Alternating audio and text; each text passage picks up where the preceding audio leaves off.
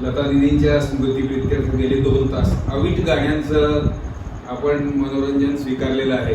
सर्व मी गायक कलाकार गायिका आणि गायक कलाकारांचं मुद्दाम अभिनंदन करतो की आज मी या ठिकाणी या निमित्तानं कार्यक्रम सादर केला। त्याचबरोबर आपल्या सगळ्या कानसेनांचं पण मी अभिनंदन करतो, कारण असं आहे प्रेक्षक असल्याशिवाय श्रोते असल्याशिवाय गायकांनाही उत्साह किंवा कलाकारांना उत्साह येत नाही।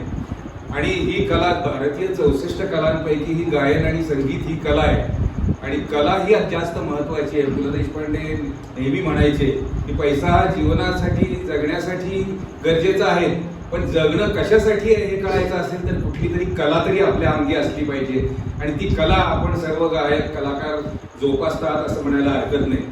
मी वैद्यकीय क्षेत्रातले लोक सुद्धा या कलांच्याकडे वेगळ्या दृष्टीने पाहतो, कारण देवी संत सुद्धा असे म्हणत संगीत है कला ईश्वर की हर स्वर में बसे है राम, संगीत है कला ईश्वर की हर स्वर में बसे है राम, रागी जो सुना है रागीन रोगी को मिले आराम।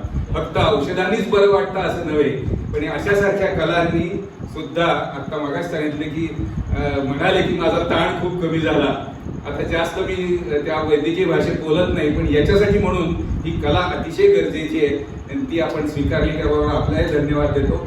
सगळे संयोजकांना नावं घेत नाही, सगळ्या संयोजकांना साबळे साहेबांनी एकत्र आणलेला आहे आणि हा योग जुळवून आणला त्याबद्दल सर्वांच्या वतीनं मी धन्यवाद देतो आणि थांबतो। धन्यवाद।